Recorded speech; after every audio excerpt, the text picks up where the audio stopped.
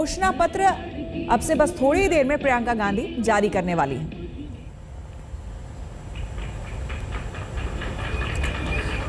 तो प्रियंका गांधी यहां पर मौजूद हैं और प्रियंका गांधी बस अब थोड़ी ही देर में संबोधित भी करेंगी। यहां पर देखिए एक जो अलग से स्ट्रैटेजी है, महिलाओं के लिए पहली बार अलग से घोषणा पत्र यहां पर जारी किया जा रहा है। बड़ी क्रांतिकारी देखी है, चाहे वो श्वेत क्रांति हो, हरित क्रांति हो, पंचायती राज में 33% महिलाओं के आरक्षण की क्रांति हो, आईटी और दूरसंचार की क्रांति हो। और हर क्रांति जब हम इतिहास पलट के देखते हैं तो कहीं लगता है कि वहां से राजनीति ने एक नया मोड़ लिया। मेरा अपना मानना है कि 40% महिलाओं का टिकट एक वो बड़ा पड़ाव था और आज उसी को आगे ले जाने के लिए, उसको वास्तविकता बनाने के लिए, उसको असलियत बनाने के लिए ये शक्ति विधान महिला मैनिफेस्टो के साथ हम आपके पास आए हैं।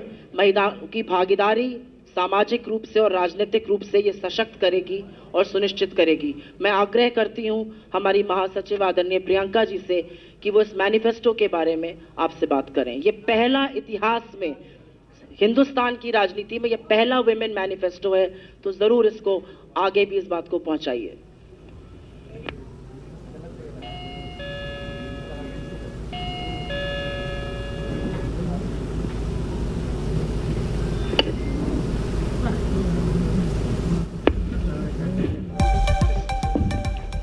मेरी आशा है कि ये पहला नहीं होगा और इससे दूसरे राजनीतिक दलों पर भी दबाव होगा कि महिलाओं को और राजनीति में महिला की भागीदारी को एकदम सीरियसली लिया जाए।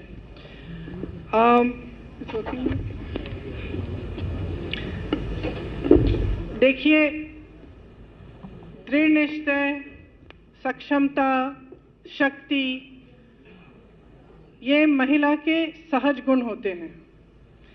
इसके साथ साथ करुणा, दया, आशा, साहस, ये सब महिलाएं उनका गुण होता है। हम चाहते हैं कि ये गुण राजनीति में भी प्रकट हो। इसके बारे में आपको हमने पहले बताया कि हमने इसीलिए 40% भागीदारी महिलाओं को इसलिए दी ताकि उनकी जो सशक्तिकरण की बात है वो सिर्फ कागज पे न रहे। आज तक जो महिलाओं की सशक्तिकरण की बात होती है वो ज़्यादातर पब्लिसिटी और कागज़ों में और चुनाव के समय, इलेक्शन के समय ऊपर आती है, उभरती है। जब महिला राजनीति में पूरी तरह से भागीदार बनेगी तब उसका ट्रांसलेशन सिर्फ पब्लिसिटी, सिर्फ कागजी बातों, सिर्फ ऐलानों से जाकर एक्चुअली ज़मीन पे होगा। इसकी शुरुआत पंचायती राज में कांग्रेस पार्टी द्वारा जो 33% आरक्षण था उससे इसकी शुरुआत हुई। कांग्रेस पार्टी ने देश को पहली महिला प्रधानमंत्री दी। उत्तर प्रदेश में सुचेता कृपलानी जी यहाँ की पहली महिला मुख्यमंत्री भी रही, वो भी कांग्रेस पार्टी की थी। हमारे देश में महिला प्रधानमंत्री तब बनी जब दूसरे विदेश में और पूरे दुनिया भर में बहुत कम महिलाओं की राजनीति में उस स्तर पर भागीदारी होती थी। आज जाकर अमेरिका में एक महिला वाइस प्रेसिडेंट पहली बार बनी है कुछ सालों पहले, और हमारे देश में एक महिला प्रधानमंत्री बहुत समय पहले बनी थी। ये कांग्रेस पार्टी की सोच थी। इसी सोच को आगे लेते हुए, आगे बढ़ाते हुए हमने ये एक महिला घोषणा पत्र बनाया है जिसमें हम ये कहना चाहते हैं कि हम महिलाओं को सचमुच सशक्त बनाना चाहते हैं। महिलाओं को सचमुच सशक्त बनाने के लिए हमें एक ऐसा वातावरण बनाना पड़ेगा जहाँ पे महिलाओं की अभिव्यक्ति बंधनों को तोड़ सके, जो एकदम महिलाओं को अपना पूरा फ्रीडम ऑफ चॉइस मिले, अपनी पूरी भागीदारी मिले राजनीति में, समाज में इस तरह की भागीदारी मिले जिससे उनका अत्याचार बंद हो, उनका शोषण बंद हो। जहाँ जहाँ मैं जाती हूँ, खास तौर से उत्तर प्रदेश में मैंने देखा है कि बहुत शोषण होता है महिलाओं का और वह लड़ रही हैं।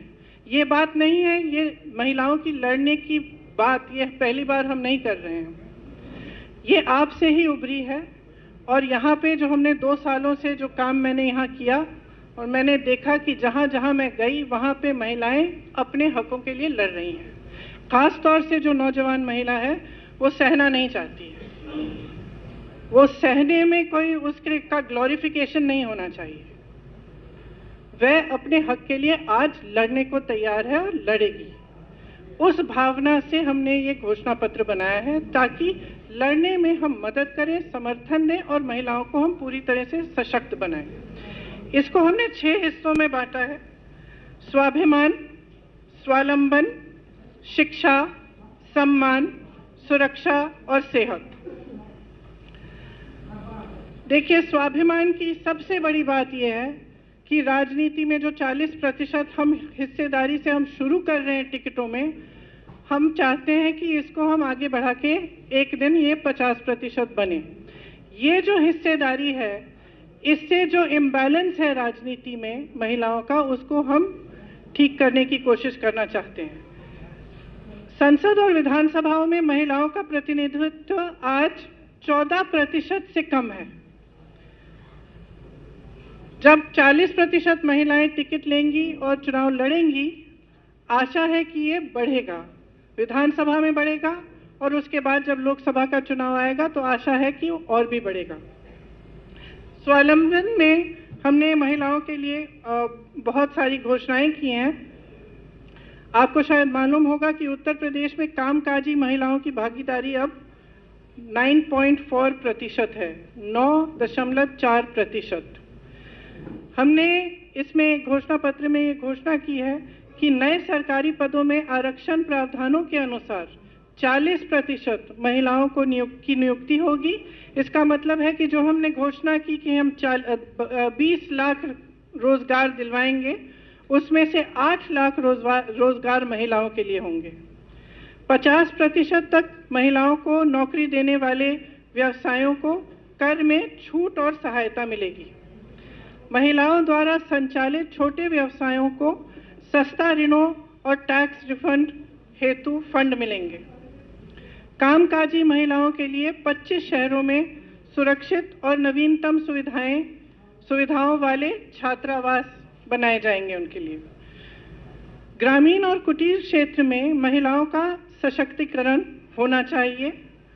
उसके लिए आंगनबाड़ी कार्यकर्ताओं और आशा बहुओं के लिए 10,000 रुपये का न्यूनतम मानदेय मिलेगा।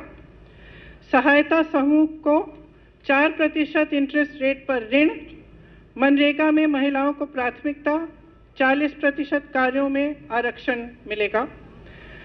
राज्य में राशन की 50% दुकानों का प्रबंध और संचालन महिलाओं द्वारा किया जाएगा।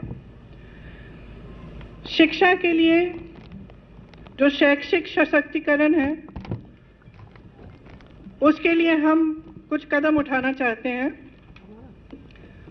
जैसे मैंने पहले भी कहा अपने भाषणों में, 10+2 में प्रत्येक लड़कियों के लिए स्मार्टफोन दिया जाएगा।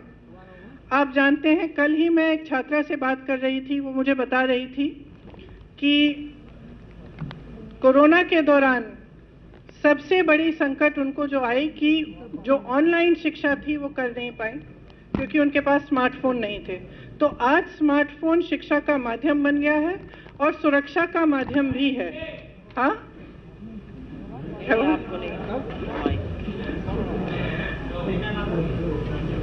अच्छा, सॉरी। तो 10+2 की छात्राओं को स्मार्टफोन मिलेगा।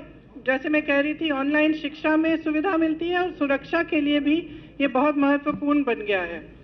इसी तरह से स्नातक में जो नामांकित प्रत्येक लड़कियों को स्कूटी मिलेगी। राज्य भर में वीरांगनाओं के नाम पर 75 दक्षता विद्यालय शुरू किए जाएंगे। ये हर जिले में होंगे। इसमें महिलाओं को दक्षता के लिए प्रशिक्षण और तरह तरह की ऐसी चीजें सिखाई जाएंगी जिससे वे सशक्त बन पाएं। महिलाओं पर केंद्रित विशेष रोजगार की एक्सचेंज बनाई जाएगी। राज्य भर में महिलाओं द्वारा प्रबंधित और संचालित संध्या विद्यालय भी होंगे। खासतौर से ये जो अर्बन सेंटर्स हैं और शहरों में हैं, ये यहाँ लगवाए जाएंगे जहां पर महिलाएं शाम को आकर पढ़ाई कर सकेंगी और इनके लिए जो सुरक्षा की सुविधाएं हैं उनको हम अच्छी तरह से बनवाएंगे। आपको शायद पता होगा कि कोरोना के कारण माध्यमिक स्तर की 1 करोड़ छात्राओं ने शिक्षा छोड़ी यूपी में। 2014 में शिक्षा के बजट में लगातार कटौती हुई है। 2014 के बाद से बेटी बचाओ बेटी पढ़ाओ का 60% बजट सिर्फ विज्ञापनों में खर्च किया गया है। इसीलिए मैं कहती हूँ कि महिलाओं के सशक्तिकरण की बात जो है सिर्फ विज्ञापनों में रह चुकी है और महिलाओं को जिस तरह से भागीदार बनाना चाहिए उस तरह से बनाने की कोशिश भी नहीं रही है। ये इसलिए कि सब राजनीतिक दल ये पहचानते हैं कि अगर इस देश की सारी महिलाएं अपनी शक्ति को पहचानें और उस शक्ति को एक राजनीतिक शक्ति में बदल दें तो ये देश बदल सकता है। तो ये जो जातिवाद सांप्रदायिक जो राजनीति है ये खत्म हो सकती है। तो मैं आग्रह करना चाहती हूँ सारी महिलाओं से, अपनी सारी बहनों से कि एक बहुत बड़ा मौका है, आपको अपनी शक्ति को पहचानना है और उसको इस्तेमाल करना है। विकास की राजनीति को लाइए इस देश में और खास तौर से उत्तर प्रदेश में। इसके साथ साथ आगे बढ़ते हुए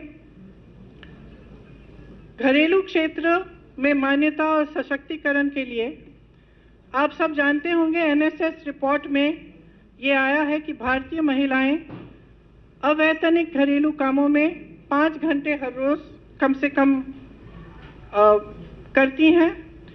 काम करती हैं और इसके साथ साथ भारतीय पुरुष अवैतनिक घरेलू कामों में सिर्फ 1.5 घंटा प्रतिदिन करते हैं। तो ये बहुत इम्बैलेंस है, समाज में भी है। राज्य भर में सरकारी बसों में महिलाओं के लिए हम मुफ्त यात्रा दिलवाना चाहते हैं। महिलाओं को हर साल 3 गैस सिलेंडर मुफ्त मिलेंगे। प्रत्येक बुजुर्ग महिला और विधवा को 1000 रुपए का मासिक पेंशन मिलेगा। प्रत्येक ग्राम पंचायत में महिला चौपाल का निर्माण किया जाएगा और गरीब परिवारों को मुफ्त इंटरनेट दिया जाएगा। महिलाओं के लिए निजी क्षेत्र या अंतर्राष्ट्रीय विद्यालयों के साथ साझेदारी में 10 विश्व स्तरीय आवासीय खेल अकादमी महिलाओं के लिए हम बनवाएंगे। परिवार में पैदा होने वाली प्रत्येक बालिका के लिए एक एफडी सावधि जमा बनवाई जाएगी।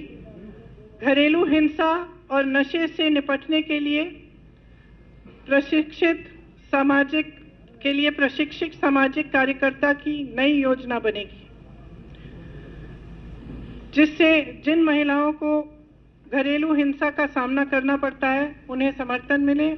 उनके लिए एक पॉइंट हो जहां वो जा सकती हैं, मदद मांग सकती हैं, जहां पे दूसरी महिलाएं उनको ठीक तरह से समझा सकती हैं और जो उनके हक हैं उनसे अवगत कर सकती हैं और उनके जो अधिकार हैं और जो लीगल टर्म्स हैं।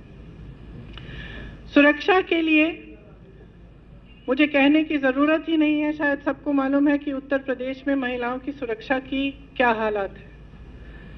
यहाँ पे एक ऐसा दिन नहीं बीतता जहाँ कोई महिला मेरे पास आती है और मुझे कहती है कि उसके साथ कितना अत्याचार हुआ है और कितना शोषण हुआ है। एक दिन नहीं बीतता, हर रोज कोई ना कोई आके कहता है कि मेरे साथ ये हुआ है। न प्रशासन से मदद मिल रही है, न पुलिस से मिल रही है। और अधिकतर केसेस में हमने देखा है कि प्रशासन और पुलिस मदद अपराधियों की करती है, क्योंकि अपराधी ज्यादातर सत्ताधारी होता है या फिर जो सत्ता में है उनके साथ उनका कोई रिलेशनशिप होता है या उनकी जान पहचान के होते हैं। तो हमने बार बार ये देखा है। तो हम चाहते हैं कि महिला सुरक्षा के लिए कुछ ऐसे स्टेप्स लिए जाएं जिससे ये चीजें इनमें सख्ती आए। उसके लिए पुलिस बल में 25% महिलाओं को नौकरियां देने का हमने घोषणा की है और हर थाने में महिला कांस्टेबल होनी चाहिए।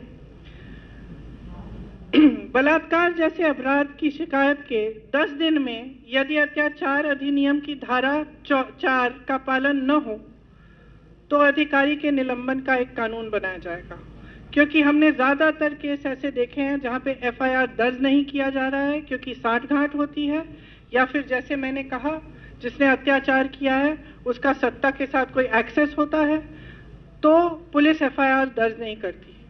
तो इसमें हम चाहते हैं कि एक कानून बनाया जाए कि ऐसे केसेस जो हैं इसमें अगर किसी ने एफआईआर दर्ज नहीं किया तो उसके खिलाफ कार्रवाई की जाएगी। घरेलू हिंसा और नशे के लिए मैंने पहले ही कहा,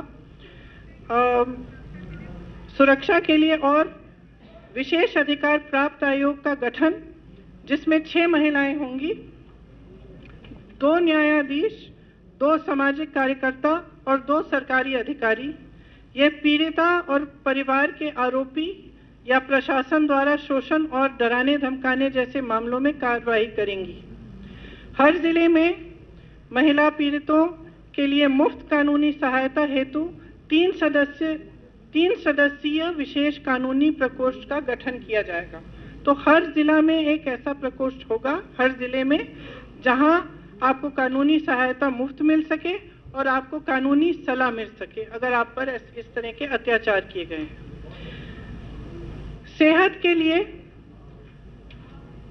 जैसे हमने पहले भी ऐलान किया है, कोई भी बीमारी हो तो 10 लाख रुपए तक सरकारी इलाज मुफ्त किया जाएगा।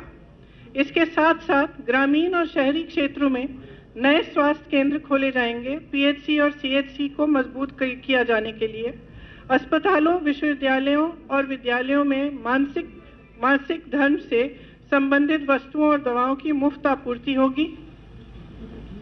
महिलाओं को स्वास्थ्य संबंधी चिकित्सा के लिए प्रत्येक पीएचसी में एक अलग महिलाओं द्वारा संचालित स्वास्थ्य शक्ति केंद्र दिया जाएगा, बनाया जाएगा खास महिलाओं के लिए, जहां पे सिर्फ महिला उसको संचालित करेंगी और वहां महिला डॉक्टर भी उपलब्ध होंगी।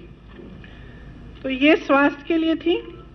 ये मोटी मोटी है जो हमने पॉइंट्स हमने अपनी घोषणा पत्र में डाले हैं, लेकिन इससे ज्यादा भी बहुत सारी ऐसी, ये हमारा घोषणा पत्र है।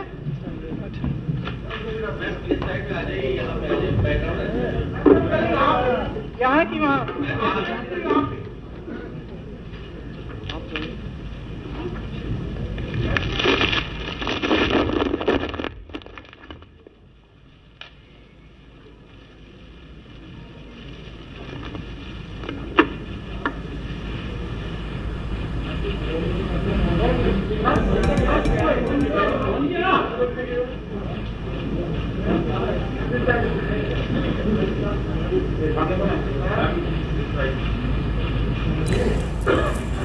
तो ये जो तस्वीरें आप देख रहे हैं, इसी टैगलाइन लड़की हूं लड़ सकती हूं, इस टैगलाइन के साथ उत्तर प्रदेश के समर में प्रियंका गांधी उतर चुकी है, जहां पर महिलाओं को आगे बढ़ाने वाला ये चुनावी दांव उन्होंने चला है।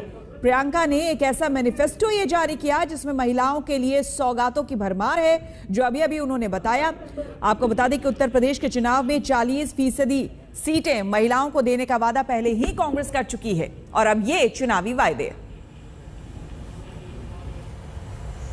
हम रुकेंगे यहां पर एक छोटे से ब्रेक के लिए।